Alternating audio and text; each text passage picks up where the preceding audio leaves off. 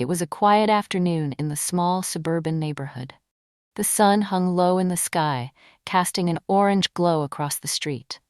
People slowly gathered around the corner store, chatting about the weather or picking up last-minute items for dinner. It felt like any other evening, calm and uneventful. Among the crowd, a 16-year-old black teen named Michael walked home from the park. He had just finished hanging out with his friends, laughing and joking, the sounds of their voices still echoing in his head. His backpack hung casually over his shoulder, and his sneakers scuffed against the pavement as he made his way down the familiar street.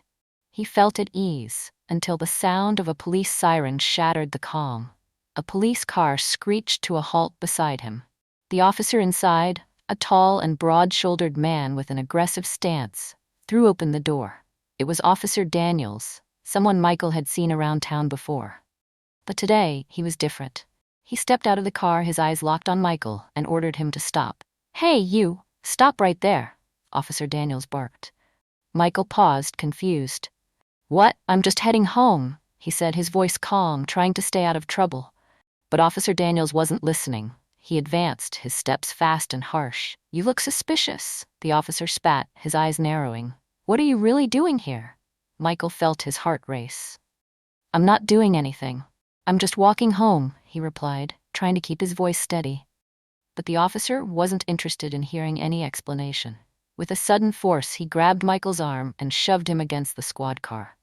"I said, don't move," Daniels growled. People gathered around, watching in silence, some recording with their phones, others just whispering among themselves. No one spoke up. No one stepped in. Michael's hands were jerked behind his back, the cold metal of handcuffs biting into his skin as the officer tightened them. The tension in the air was thick, suffocating. Michael couldn't understand what was happening, but all he could feel was fear rising in his chest. Before he knew it, his mother, Mrs. Harris, had appeared, rushing toward the scene with panic in her eyes. She gasped in horror as she saw her son being dragged away, his hands cuffed behind him, the life drained from his face. "Michael!" she screamed, but it was too late. The damage had already been done. Mrs. Harris stood frozen for a moment, her heart racing as she watched her son being led away in handcuffs. The world around her seemed to blur, the only focus on the image of her child, helpless and frightened. She rushed forward, her voice breaking as she cried out, "Please, officer, let him go. He hasn't done anything wrong." Officer Daniels didn't even look at her. He just shook his head, his cold eyes focused on the ground. "Stay back, ma'am," he ordered, his tone sharp, devoid of any empathy. "Your son is being arrested. Step aside." "Arrested for what?" Mrs. Harris pleaded, her voice trembling with fear and frustration. "What did he do? He's just a kid." But Daniels only shrugged, uninterested in her pleas. "You can talk to my superior when you get to the station." The crowd that had gathered around began murmuring among themselves, some of them recording the scene with their phones. A few shouted out in anger, calling the officer out for his actions, but most just stood silently, unsure of what to do. It was clear that something was wrong, but no one was willing to step forward. The air felt thick with unease. Within hours, the footage of Michael's arrest had spread like wildfire on social media. Outrage poured in from every direction. People from the community and beyond flooded the comments, questioning the officer's motives and demanding answers. Local activists began organizing, and news outlets started picking up the story.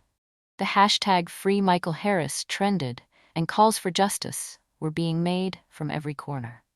The story didn't stop there. The mayor, who had been keeping an eye on the situation, soon became involved. She issued a statement condemning the wrongful arrest and promised a full investigation. The public's outcry was so intense that it couldn't be ignored. By the time the evening news broadcasted the incident, the entire community was buzzing.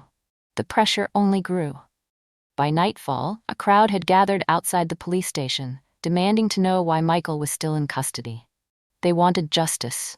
They wanted answers. Inside, Michael sat alone in a small cell, his back pressed against the cold concrete wall. The walls felt like they were closing in on him. He was terrified. He tried to stay strong, but the fear of what might happen next gnawed at his insides. The only comfort he had was the thought of his mother. He could only hope she was fighting for him, trying to make sure he wasn't forgotten. Outside, Mrs. Harris paced back and forth, her hands shaking. She couldn't sit still, couldn't stop the worry that twisted in her gut. She hadn't been able to get through to Officer Daniels, but she knew her son needed her now more than ever. The tension in the air was palpable as the crowd outside the police station continued to grow. Voices raised in frustration and anger echoed through the parking lot, demanding justice for Michael. Inside, things were no calmer.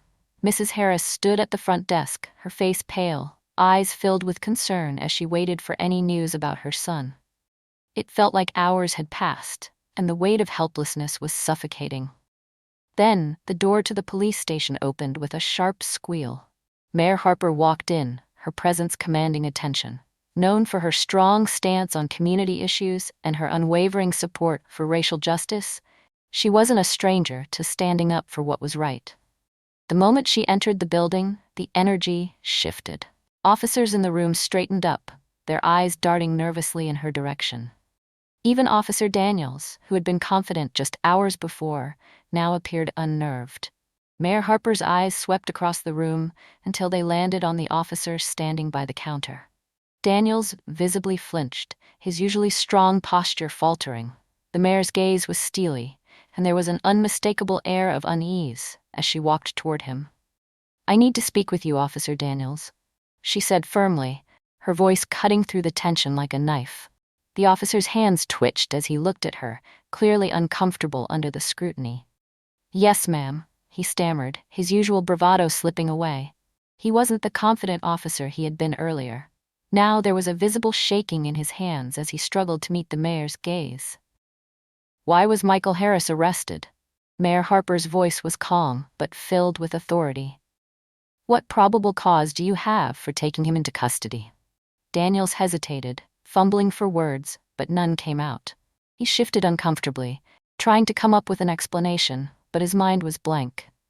The truth hung heavy in the room, an unspoken admission of guilt that he couldn't shake off. I don't have a clear reason, ma'am," he muttered, his voice faltering. Mayor Harper didn't let up. "You're telling me you arrested a 16-year-old without reason, without cause, and now you can't even explain why? I want to see Michael right now." She didn't wait for a response. She walked past Officer Daniels, leaving him to stand there, unable to speak. She headed straight to the holding area, where Michael was being kept. Once the door closed behind her, Mayor Harper privately spoke to Mrs. Harris. Her expression softened as she placed a reassuring hand on the woman's shoulder. "I promise you, Michael will be treated fairly. This will not stand. No one should have to go through what your son has," the mayor said, her voice low but filled with conviction.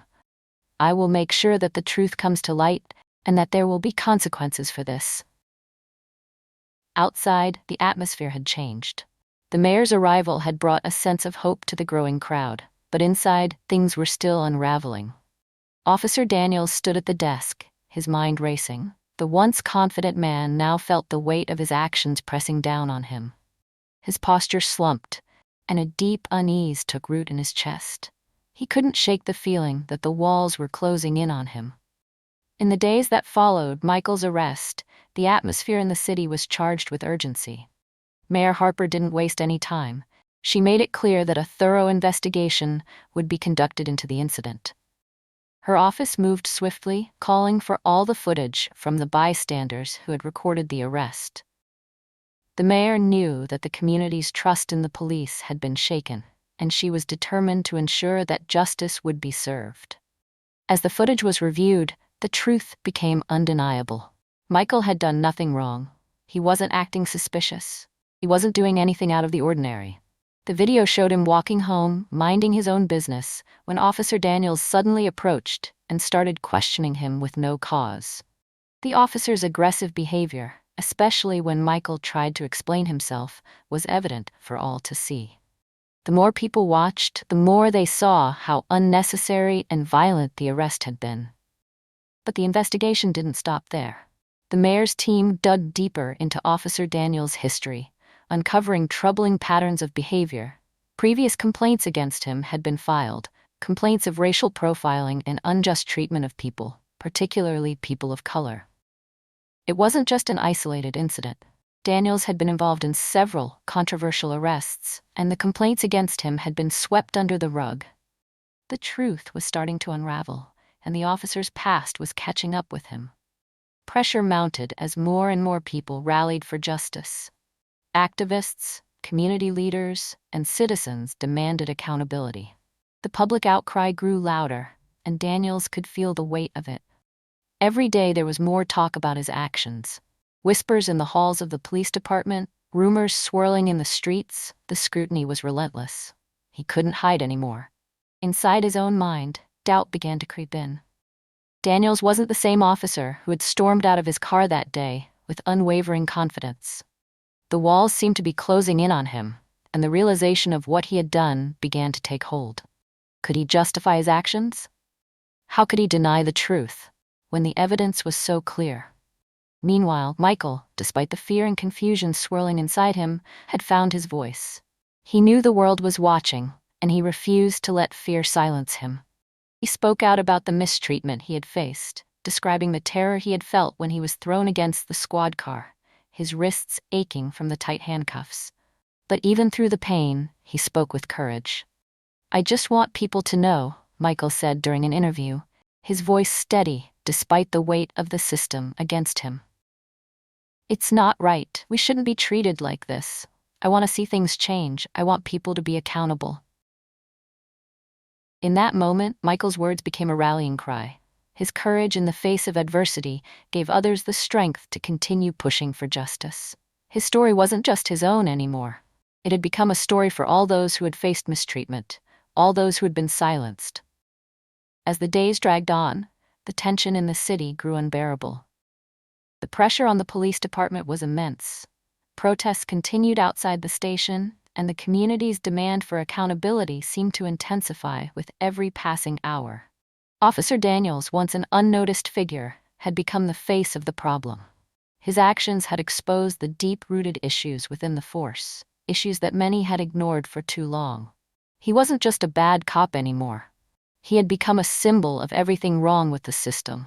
Inside the mayor's office, the weight of the decision loomed over Mayor Harper.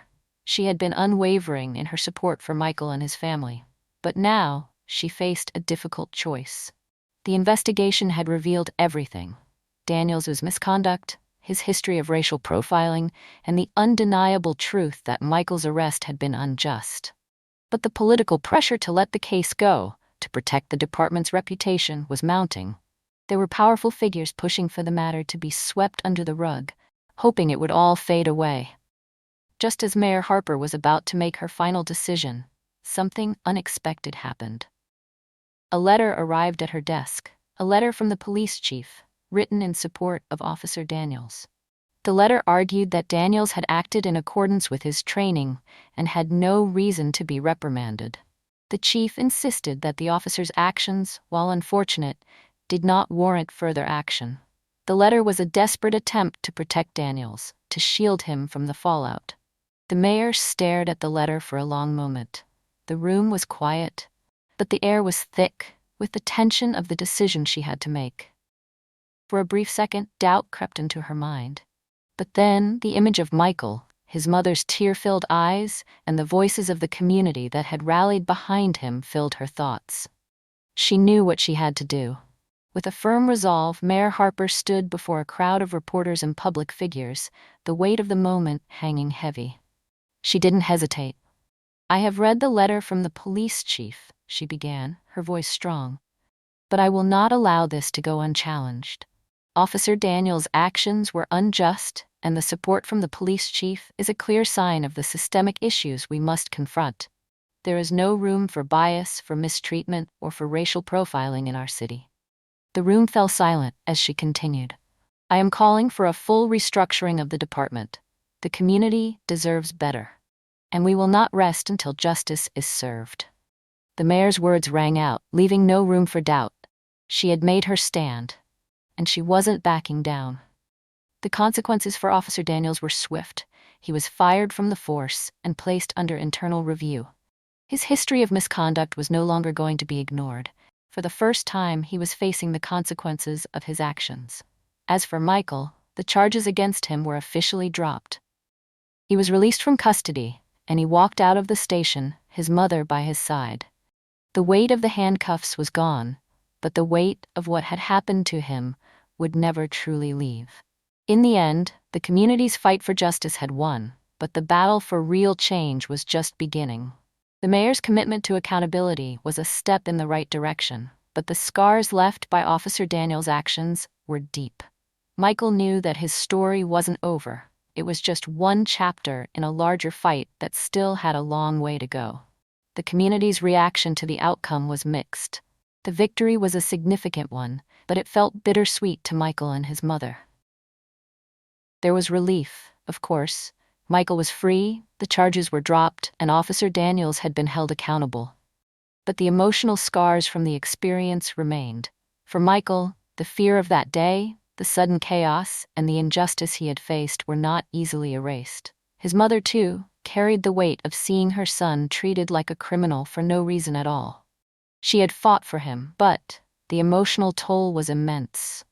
As Michael sat quietly in his room later that night, he reflected on everything that had happened. He thought about the anger he had felt, the confusion, and the fear that had gripped him as he was thrown against the squad car. But even more than that, he thought about the strength he had found in standing up for what was right. He hadn't backed down. He had spoken out, even when it seemed like the world was against him, and in doing so, he had become part of something larger than himself. He had helped expose the truth, and that was something he could be proud of. A few days after the decision was made, Officer Daniels was forced to issue a public apology. The press conference was awkward, with the officer stumbling over his words. His apology felt hollow, insincere, too little, too late. The damage had been done, and many in the community couldn't just forgive him with a few words. His actions had been a reminder of the systemic issues that still existed, and many felt that a mere apology couldn't undo the hurt he had caused. Mayor Harper, however, remained firm in her commitment. In a speech to the public, she promised that Michael's case would not be forgotten.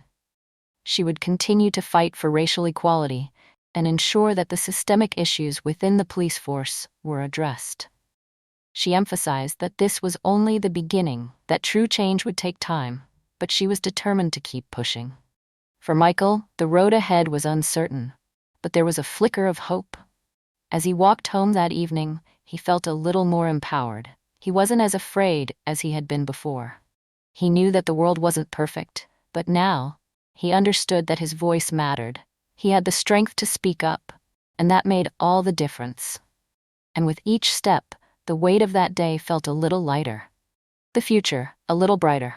Thank you for watching Michael's story and joining us on this powerful journey for justice and change.